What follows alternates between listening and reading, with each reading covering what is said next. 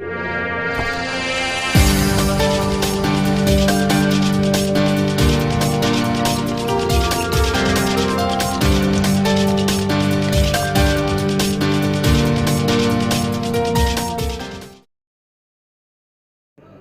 Friends, అందరికీ నమస్కారం. నేను మీ శ్రీనాథ్ రెడ్డి మిట్టపల్లి. ఇవాళ తారీఖు వచ్చి అక్టోబర్ 14, 2020 సంవత్సరం. ఇవాళ ముఖ్యాంశాలకు వచ్చినట్టయితే, కువైట్లో ఉన్నటువంటి మన భారతదేశానికి సంబంధించినటువంటి రాయబార కార్యాలయం అంటే ఎంబసీ ఏదైతే ఉందో, వాళ్ళైతే కనుక కువైట్లో ఉన్న మన భారతీయులందరికీ ఒక విజ్ఞప్తి చేయడం జరిగింది. అదేమిటంటే, ప్రతి ఒక్కరూ ఈ మదత్ అని చెప్పేసి ఒక అప్లికేషన్ ఉంది, అది డౌన్లోడ్ చేసుకుని అందులో రిజిస్టర్ అవ్వాలని చెప్పేసి చెప్తున్నారు. అలాగే దీనికి సంబంధించిన ఒక వెబ్సైట్ ఉంది, దాని ద్వారా అయినా సరే రిజిస్టర్ అవ్వచ్చు. వీటికి సంబంధించిన లింక్ అయితే కనుక నేను వీడియో కింద డిస్క్రిప్షన్లో ఇస్తాను, వాటి ద్వారా మీరు రిజిస్టర్ అవ్వచ్చు. సో ఎందుకు అవ్వమంటున్నారంటే, ఈ కువైట్లో ఉన్నటువంటి మన పౌరులందరూ అంటే మన భారతదేశానికి సంబంధించిన పౌరులు అయితే కనుక ఈ కౌన్సిలర్ అలాగే లేబర్ కమ్యూనిటీ వెల్ఫేర్ సేవలు ఏవైతే ఉంటాయో వాటికి సంబంధించినటువంటి ఫిర్యాదులు చేయడానికి అయితే కనుక ఈ అప్లికేషన్ అటువంటిది ఉపయోగపడుతుంది. ఎందుకంటే ఈ మధ్యకాలంలో ఎక్కువ మంది అయితే కనుక ఎంబసీకి వెళ్తున్నారు, సో వాళ్ళు కంప్లైంట్స్ చెప్పడానికి. సో అలాంటివి అయితే కనుక ఈ యాప్ ద్వారానే మనం కంప్లైంట్స్ లాగిన్ చేయొచ్చు అనమాట. సో దాని గురించి వీటిలో లాగిన్ అవ్వమంటున్నారు. ఇందులో మనకి ఏ సర్వీసులు అందుబాటులో ఉంటాయని మనం చూసుకున్నట్టయితే కనుక, ఒకటి వచ్చి ఈ కోర్టుకి సంబంధించిన కేసులు ఏదైనా ఉంటే దానికి సంబంధించి మనం ఫిర్యాదులు ఇవ్వచ్చు. అలాగే ఎవరైతే విదేశాల్లో ఎవరైతే జైల్లో ఉంటారో దానికి సంబంధించిన ఫిర్యాదులు, అలాగే ఈ డెడ్ బాడీస్ అంటే ఎవరైనా చనిపోయిన తర్వాత వాళ్ళ బాడీని వాళ్ళ సొంత దేశానికి పంపించడానికి కావాల్సినటువంటి ఫిర్యాదులు, అలాగే ఎవరైతే స్వదేశానికి తిరిగి రావాలనుకుంటున్నారో దానికి సంబంధించిన ఫిర్యాదులు, అలాగే జీతాలు ఎవరైతే చెల్లించకుండా కంపెనీలు కానీ అలాగే స్పాన్సర్స్ కానీ ఎవరైతే జీతాలు చెల్లించకుండా వాళ్ళని ఇబ్బంది పెడుతుంటే దానికి సంబంధించినటువంటి ఫిర్యాదులు, అలాగే తప్పిపోయినటువంటి వ్యక్తులు ఎవరైతే ఉంటారో వాటికి సంబంధించిన ఫిర్యాదులు, ఇలాంటివి అయితే కనుక ఉన్నాయి. సో వీటన్నిటిని కనుక మనం అప్లికేషన్ ద్వారా కంప్లైంట్స్లో మనం ఇవ్వచ్చు. సో దీని గురించి అయితే కనుక మన ఎంబసీ వాళ్ళు చెప్తున్నారు, ప్రతి ఒక్కరూ లాగిన్ అవ్వండి అని చెప్తున్నారు. కాబట్టి మీ ఫోన్లో మీరు ఈ మదత్ అని చెప్పేసి ఒక అప్లికేషన్ ఉంది కదా, దాన్ని డౌన్లోడ్ చేసుకుని రిజిస్టర్ అవ్వండి. సో ఇది మనకి చాలామందికి ఉపయోగపడేటువంటి అవకాశం ఉంది. దీంతో పాటుగా ఎంబసీ వాళ్ళు ఇంకొక విషయం కూడా చెప్పడం జరిగింది. ఇప్పుడు ప్రస్తుతానికి ఎవరైతే ఇండియా నుంచి కువైట్కి రావాలి అనుకుంటున్నారో, అకామా వ్యాలిడ్గా ఉండి మళ్ళీ తిరిగి రావాలనుకుంటున్నారో వాళ్ళు కూడా ఆన్లైన్లో ఫామ్ అయితే కనుక ఫిల్ చేయండి అని చెప్పి చెప్తున్నారు. ఆల్రెడీ ఇంతకుముందు చెప్పారు, మళ్ళీ ఇప్పుడు వాళ్ళు గుర్తు చేయడం జరిగింది. సో దానికి సంబంధించిన లింక్ కూడా నా వీడియో కింద డిస్క్రిప్షన్లో ఉంది. సో ఈ అప్లికేషన్కి సంబంధించిన లింకు, వెబ్సైట్కి సంబంధించిన లింకు, అలాగే ఈ ఫామ్ ఫిల్ చేయడానికి కావాల్సిన లింక్, ఈ మూడు అయితే కనుక వీడియో కింద డిస్క్రిప్షన్లో ఇస్తాను. వాటి ద్వారా మీరు ఓపెన్ చేసి లాగిన్ అవ్వచ్చు. ఓకేనా? కువైట్లో మొన్న జరిగినటువంటి క్యాబినెట్ మీటింగ్లో ఈ రెస్టారెంట్లు కేఫ్లకు వెళ్ళాలంటే కనుక అపాయింట్మెంట్ తీసుకోవాలి, అలాగే ఎయిర్పోర్ట్ ఏదైనా ప్రస్తుతానికి ఓపెన్ చేయట్లేదని చెప్పేసి చెప్పారు కదా. సో దీని గురించి ఒక ఎంపీ మాట్లాడుతూ, ఆయన పేరు వచ్చి అహ్మద్ ఆల్ ఫదాల్. ఈయన ఏమంటున్నారంటే, ఇప్పుడున్నటువంటి పరిస్థితుల్లో చాలామంది వాళ్ళ దేశాలకు వెళ్ళాలనుకుంటున్నారు, కాబట్టి ఎయిర్పోర్ట్ కానీ మీరు ఓపెన్ చేసినట్టయితే వాళ్ళ సొంత దేశాలకు వెళ్తారు. దయచేసి ఎయిర్పోర్ట్ ఓపెన్ చేయండి, వాళ్ళ సొంత దేశాలకు వాళ్ళని వెళ్ళనివ్వండి అని చెప్తున్నారు. అలాగే ఇప్పుడు ఈ రెస్టారెంట్లకి కేఫ్లకి వెళ్ళాలంటే అపాయింట్మెంట్ తీసుకోవడం ఏమిటి, ఇది పద్ధతి ఏదైనా బాగోలేదు, దీన్ని విరమించుకోవాలని చెప్పేసి ఆయన గవర్నమెంట్ని అయితే కోరడం జరిగింది. అలాగే ఆయన ఇంకొక విషయం కూడా చెప్పడం జరిగింది. ఈయన చేపట్టినటువంటి ఒక సర్వే ప్రకారం అయితే కనుక లాస్ట్ ఇయర్ జూన్తో పోల్చుకుంటే ఈ జూన్లో అయితే కనుక మరణాల సంఖ్య కూడా చాలా తక్కువగానే ఉంది. కాబట్టి ఈ కరోనా కేసులు కూడా ఇంతకుముందు ఎలా ఉన్నాయి ఇప్పుడు కూడా ప్రజెంట్ అలాగే ఉన్నాయి. కాబట్టి మీరు జనాలను భయభ్రాంతులు చేయకండి, దయచేసి ఎయిర్పోర్ట్ ఓపెన్ చేయండి, అలాగే ఎవరైతే వాళ్ళ దేశాలకు వెళ్ళాలనుకుంటున్నారో వాళ్ళని పోనివ్వండి అని చెప్పేసి ఆయన అయితే కనుక చెప్పడం జరిగింది.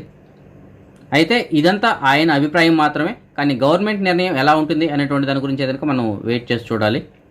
కువైట్కి సంబంధించినటువంటి ఈ సబ్సిడీ వస్తువులు సప్లై చేసినటువంటి తనిఖీ అధికారులు అయితే కనుక కువైట్ మొత్తం మీద ఇవాళ తనిఖీ చేయడం జరిగింది.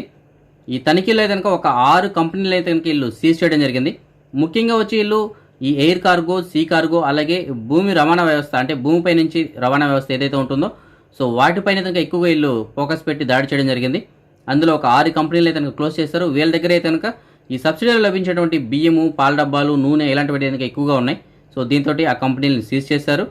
అలాగే వీళ్ళపైన అయితే కనుక జరిమానా ఎక్కువగా ఉంటుంది. అలాగే వీళ్ళని కంపెనీలు కూడా క్లోజ్ చేసే అవకాశం ఉంటుందని చెప్పేసి వీళ్ళు చెప్తున్నారు.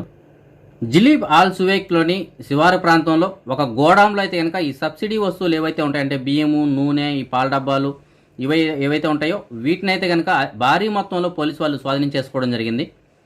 యాక్చువల్లీ మన ఏషియా దేశానికి సంబంధించినటువంటి ఒక 2 వ్యక్తులు అయితే కనుక వీటిని ఇక్కడ సేకరించి వీళ్ళు పలు దేశాలకి అయితే కనుక ఈ కార్గో ద్వారా తరలిస్తున్నారు. ఆ విషయాన్ని కూడా పోలీసు వాళ్ళకి అయితే కనుక వీళ్ళు ఒప్పుకోవడం జరిగింది.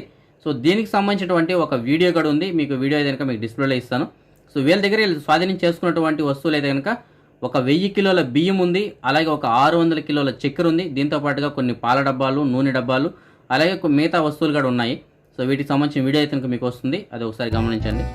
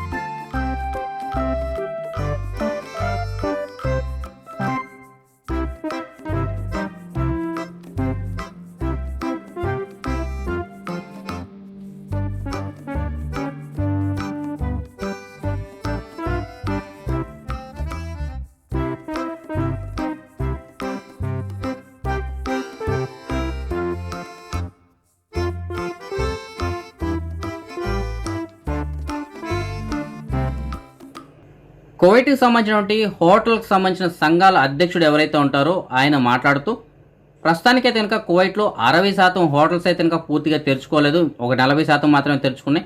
అందులో కూడా ఒక 5% స్టాఫ్ మాత్రమే ఉన్నారు. సో ఇప్పుడు ఈ కరోనా కారణంగా, లాక్డౌన్ కారణంగా అయితే కనుక మా బిజినెస్ అనేటువంటిది పూర్తిగా డౌన్ అయిపోయింది, చాలా వరకు అయితే కనుక నష్టాల్లో ఉన్నామని చెప్పేసి వాళ్ళు చెప్తున్నారు. ముఖ్యంగా ఎయిర్పోర్ట్ లేకపోవడం, అలాగే బయట దేశాల నుంచి పర్యాటకులు రాకపోవడం, వీటి వల్ల అయితే కనుక చాలా నష్టాల్లో ఉన్నాం. త్వరగా ఎయిర్పోర్ట్ కానీ ఓపెన్ అయినట్టయితే మా బిజినెస్ అనేటువంటిది మళ్ళీ రన్ అవుతుందని చెప్పేసి అభిప్రాయం అయితే వాళ్ళు చెప్పడం జరిగింది. కొంతమంది నిపుణుల సర్వే ప్రకారం అయితే కనుక కువైట్లో ఇంట్లో పనిచేసేటువంటి ఖద్దామాలు, డ్రైవర్లు ఎవరైతే ఉంటారో వాళ్ళైతే కనుక వాళ్ళ స్పాన్సర్ దగ్గర నుంచి పారిపోయి బయట పనులు అయితే కనుక చేసుకుంటున్నారు. దీనికి గల ముఖ్య కారణం ఏంటంటే ఈ కరోనా కారణంగా లాక్డౌన్ రావడంతో ఎక్కువ శాతం మనుషులు అయితే కనుక బయట పనికి వెళ్ళకుండా ఇంట్లో ఉండడం, దీంతో వీళ్ళకైతే కనుక పని ఒత్తిడి అనేటువంటి చాలా ఎక్కువ అయిపోతుంది. దీంతో అయితే కనుక వీళ్ళు ఇంట్లో పారిపోతున్నారని చెప్పేసి వాళ్ళు చెప్తున్నారు. అయితే ఈ విధంగా పారిపోయినటువంటి వాళ్ళు ఎక్కడైనా చెకింగ్లో కానీ దొరికినట్టయితే వాళ్ళకి చట్టపరమైనటువంటి చర్యలు తీసుకుంటాం వారిపైన అని చెప్పేసి చెప్తున్నారు. కువైట్కి సంబంధించినటువంటి PAM అంటే public authority of man power, వీళ్ళు చెప్తున్నటువంటి లెక్కల ప్రకారం అయితే కనుక 2020 మొదటి నుంచి ఇప్పటి వరకు అయితే కనుక వీళ్ళు సుమారుగా ఒక 321 తనిఖీ దాడులు చేయడం జరిగింది. ఇందులో 3953 మందిని కనుక వీళ్ళు అదుపులోకి తీసుకున్నారు. అంటే అనధికారికంగా ఎవరైతే పనులు చేస్తుంటారో అలాంటి వాళ్ళని అదుపులోకి తీసుకున్నారు. ఇందులో ఈ సూన్ వీజా కలిగినటువంటి వాళ్ళు అయితే కనుక 2617 మంది ఉన్నారు. అలాగే ఖాదీం వీజా కలిగినటువంటి వాళ్ళు అయితే కనుక 1336 మంది ఉన్నారు. వీళ్ళందరిపైన కనుక చట్టపరంగా చర్యలు తీసుకోవడం జరిగింది. కొంతమందిని అయితే కనుక దేశం నుంచి బహిష్కరించారు, కొంతమందికి అయితే కనుక ఫైన్స్ విధించడం జరిగింది. సో ఇక మీద కనుక ఇంకా ఇలాంటి దాడులు ఎక్కువగా ఉంటాయని చెప్పేసి వాళ్ళు చెప్తున్నారు. క్యాపిటల్ గవర్నరేట్లోని ఒక ఫాస్ట్ ఫుడ్ సెంటర్ ముందర ఆగి ఉన్నటువంటి ఒక కారులో ఒక వ్యక్తి చాలా టైం నుంచి అక్కడే నిద్రపోతున్నట్టు గమనించినటువంటి స్థానికులు పోలీసు వాళ్ళకి సమాచారం అందించారు. దాంతో పోలీసు వాళ్ళు వచ్చి అతని గ్లాస్ అనేటువంటి తట్టి అతను నిద్ర లేపడానికి అయితే ట్రై చేస్తారు. కానీ అతను ఎంతకీ నిద్ర లేకపోవడంతో డోర్లు అయితే కనుక బలవంతంగా బ్రేక్ చేసి అతను బయటికి తీసుకొచ్చారు. అతనైతే కనుక అసాధారణ స్థితిలో ఉన్నారంటే ఏదో మాదక ద్రవ్యాలు సేవించినట్టు ఉండడంతో లేదా పోలీస్ స్టేషన్కి తరలించారు. అతను మాదక ద్రవ్యాలు తీసుకున్నట్టు ఒప్పుకున్నాడు. అలాగే ఈ విషయం అయితే వాళ్ళ తల్లిదండ్రులకు చెప్పొద్దండి, మా తల్లిదండ్రులకు కానీ ఈ విషయం తెలిస్తే వాళ్ళు చాలా బాధపడతారని చెప్పేసి ఇక్కడ చెప్పడం జరిగింది. నా దగ్గర అయితే ఐడి కార్డు లేదండి, నేను ఇరానీ దేశానికి సంబంధించిన అతను, నాకు ఐడి లేదని చెప్పేసి ఆయన చెప్పడం జరిగింది. అదే క్యాపిటల్ గవర్నరేట్లో మన భారతదేశానికి సంబంధించిన ఒక 35 సంవత్సరాల వ్యక్తి అధికంగా మద్యాన్ని సేవించడంతో పోలీసు వాళ్ళు అయితే అదుపులోకి తీసుకున్నారు. ఇతనే కనుక ప్రస్తుతానికి దేశాన్ని బహిష్కరించడానికి, అలాగే ఫ్యూచర్లో మళ్ళీ కువైట్కి రాకుండా ఉండడానికి బ్లాక్ లిస్ట్లో పెట్టాలని చెప్పేసి గవర్నమెంట్ అయితే ఆదేశాలు ఇవ్వడం జరిగింది. ప్రస్తుతానికి ఎవరైతే ఇండియా నుంచి దుబాయ్ మీదుగా కువైట్కి రావాలనుకుంటున్నారో, అలాగే విదేశీయులు ఇంకా ఏ దేశం వాళ్ళైనా సరే దుబాయ్ మీదుగా కువైట్కి రావాలనుకుంటున్నారు, వాళ్ళందరి కోసం అయితే కనుక దుబాయ్ గవర్నమెంట్ ఒక కొత్త నిబంధన తీసుకురావడం జరిగింది. ఎవరైతే దుబాయ్కి వస్తారో విజిటింగ్ వీసా పైన వాళ్ళు కంపల్సరీ ఒక 2000 దిర్హంలు అంటే UAE దిర్హమ్స్ అయితే కనుక వాళ్ళ దగ్గర ఉండాలండి డబ్బులు అని చెప్పేసి చెప్తున్నారు. అంటే మన డబ్బుల్లో చెప్పాలంటే భారతదేశం రూపీస్ అయితే కనుక సుమారుగా ఒక 40,000 రూపాయలు ఉండాలి. అదే ఈ కువైట్కి సంబంధించిన దినార్లు అయితే కనుక 166 నుంచి 167 దినార్లు అయితే కనుక వాళ్ళ దగ్గర డబ్బులు ఉండాలి.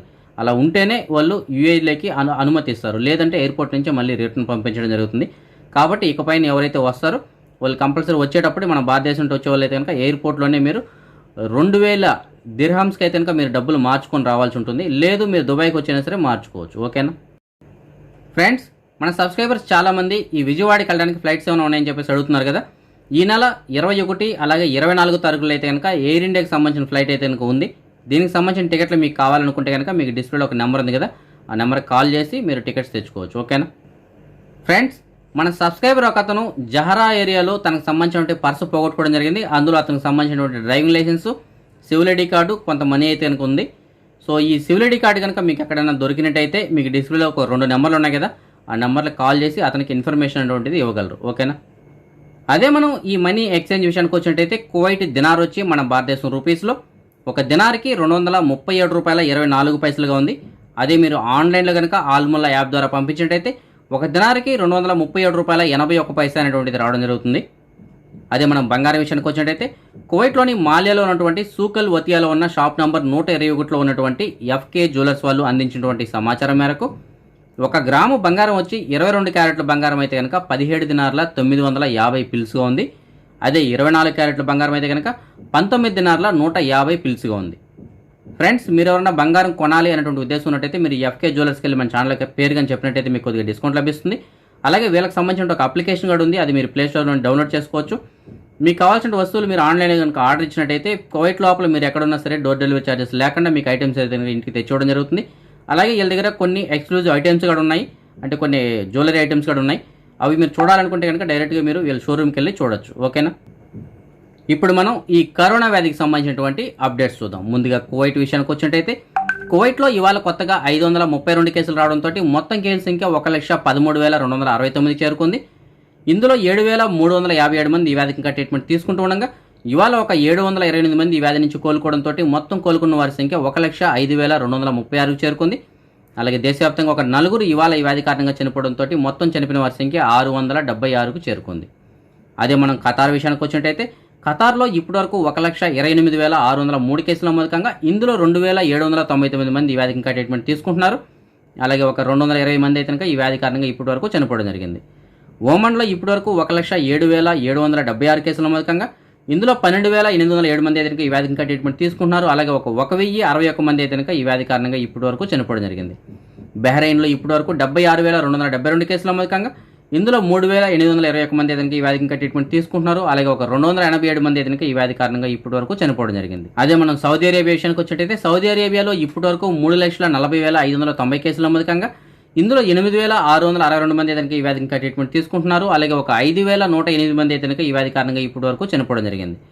యుఏఈ యునైటెడ్ అరబ్ ఎమిరేట్స్లో ఇప్పటివరకు 1,10,039 కేసుల మూలకంగా ఇందులో 7,930 మంది అయితే ఈ వ్యాధికి ఇంకా ట్రీట్మెంట్ తీసుకుంటున్నారు. అలాగే ఒక 450 మంది అయితే ఈ వ్యాధి కారణంగా ఇప్పటివరకు చనిపోవడం జరిగింది. అదే మన భారతదేశం విషయానికి వచ్చినట్టయితే మన భారతదేశంలో ఇవాళ ఇప్పటివరకు అందినటువంటి సమాచారం మేరకు 64,525 కొత్త కేసులు రావడంతో మొత్తం కేసుల సంఖ్య 73,18,400కు చేరుకుంది. ఇందులో 8,12,494 మంది ఈ వ్యాధికి ఇంకా ట్రీట్మెంట్ తీసుకుంటూ ఉండగా ఇవాళ సుమారుగా ఒక 78,000 మంది ఈ వ్యాధి నుంచి కోలుకోవడంతో మొత్తం కోలుకున్న వారి సంఖ్య 63,76,863కు చేరుకుంది. అలాగే దేశవ్యాప్తంగా ఒక 651 మంది ఈ వ్యాధి కారణంగా ఇవాళ చనిపోవడంతో మొత్తం చనిపోయిన వారి సంఖ్య 1,11,272కు చేరుకుంది. అదే మన తెలుగు రాష్ట్రాల విషయానికి వచ్చినట్టయితే ఆంధ్రప్రదేశ్లో ఇవాళ కొత్తగా 3,892 కేసులు రావడంతో మొత్తం కేసుల సంఖ్య 7,67,465కి చేరుకుంది. ఇందులో 41,669 మంది ఈ వ్యాధికి ఇంకా ట్రీట్మెంట్ తీసుకుంటూ ఉండగా 7,19,477 మంది అయితే ఈ వ్యాధి నుంచి ఇప్పటివరకు కోలుకోవడం జరిగింది. రాష్ట్ర వ్యాప్తంగా ఒక 28 మంది ఇవాళ ఈ వ్యాధి కారణంగా చనిపోవడంతో మొత్తం చనిపోయిన వారి సంఖ్య 6,319 చేరుకుంది.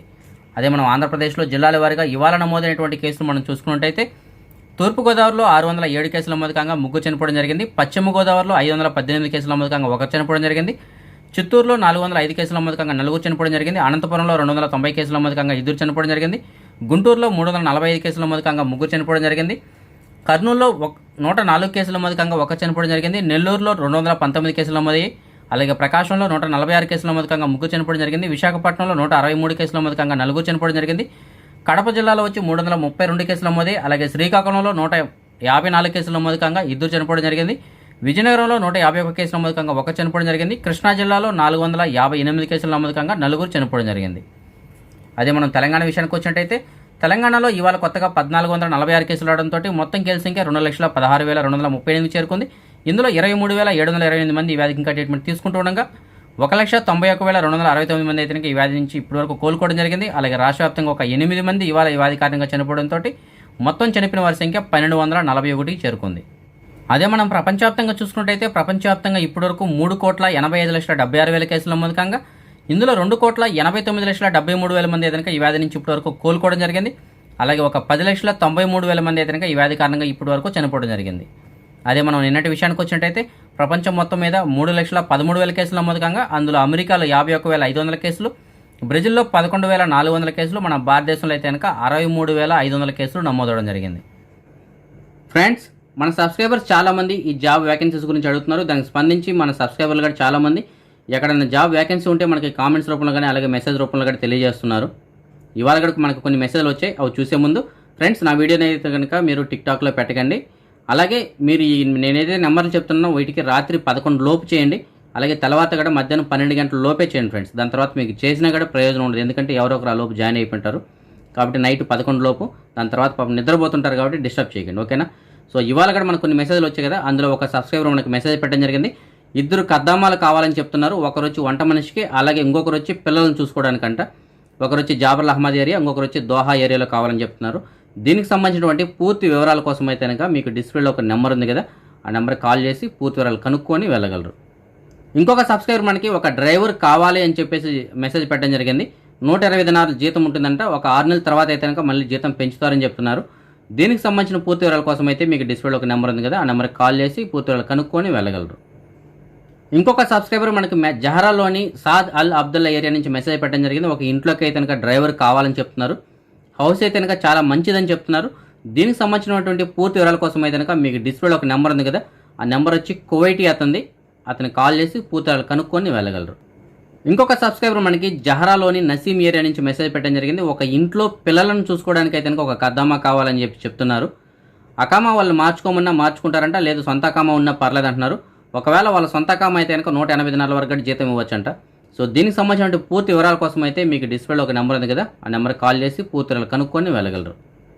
ఇంకొక సబ్స్క్రైబర్ మనకి మెసేజ్ పెట్టడం జరిగింది. ఒక కంపెనీలో పనిచేయడానికి అయితే కనుక బైక్ డ్రైవర్స్, అంటే ఈ బైకుల ద్వారా డోర్ డెలివరీ చేయడానికి అయితే కనుక మనుషులు కావాలని చెప్తున్నారు.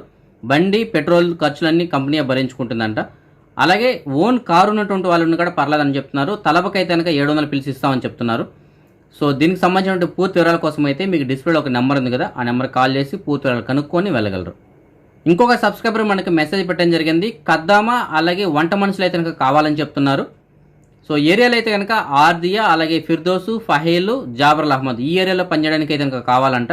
సో దీనికి సంబంధించినటువంటి పూర్తి వివరాల కోసం అయితే మీకు డిస్ప్లేలో ఒక నెంబర్ ఉంది కదా, ఆ నెంబరు ఐఎంఓ మాత్రమే పనిచేస్తుంది ఫ్రెండ్స్. మీరు ఐఎంఓ ద్వారా కాంటాక్ట్ చేసి పూర్తి వివరాలు కనుక్కొని వెళ్ళగలరు. ఇవాళ మన సబ్స్క్రైబర్స్ యొక్క కొంతమంది పిల్లలు పుట్టినరోజు జరుపుకుంటున్నారు. అందులో ఎన్ అలీషా ఇవాళ పుట్టినరోజు జరుపుకుంటుంది. అలాగే సుహానా 5వ సంవత్సరం పుట్టినరోజు జరుపుకుంటుంది. అలాగే అత్తులూరి నవియా ఆ అమ్మాయి కూడా ఇవాళ పుట్టినరోజు జరుపుకుంటుంది. సో వీళ్ళందరికీ నా తరపున అలాగే మన ఛానల్ సబ్స్క్రైబర్స్ అందరి తరపున పుట్టినరోజు శుభాకాంక్షలు. వీళ్ళు కాకుండా ఇంకా ఎవరైనా మన సబ్స్క్రైబర్స్ యొక్క పిల్లలు పుట్టినరోజు జరుపుకుంటారంటే వాళ్ళందరికీ కూడా నా తరపున పుట్టినరోజు శుభాకాంక్షలు. ఓకే ఫ్రెండ్స్, ఇది ఇప్పటివరకు ఉన్న అప్డేట్స్ అయితే కనుక ఫ్రెండ్స్ మీరు కనుక ఇంతవరకు నా ఛానల్ని సబ్స్క్రైబ్ చేసుకోకుండా ఉంటే సబ్స్క్రైబ్ చేసుకోండి. అలాగే మన తెలుగు ఫ్రెండ్స్ ఎవరైనా తెలియని వాళ్ళు ఉంటే వాళ్ళకి నా వీడియోని ఫార్వర్డ్ చేసి నా ఛానల్ని సబ్స్క్రైబ్ చేసుకోమని చెప్పండి ఫ్రెండ్స్. ఓకేనా? రేపు రాత్రి 9 గంటలకు వచ్చే వీడియోలో మరిన్ని అప్డేట్స్తో కలుసుకుందాం. అంతవరకు సెలవు. జై హింద్.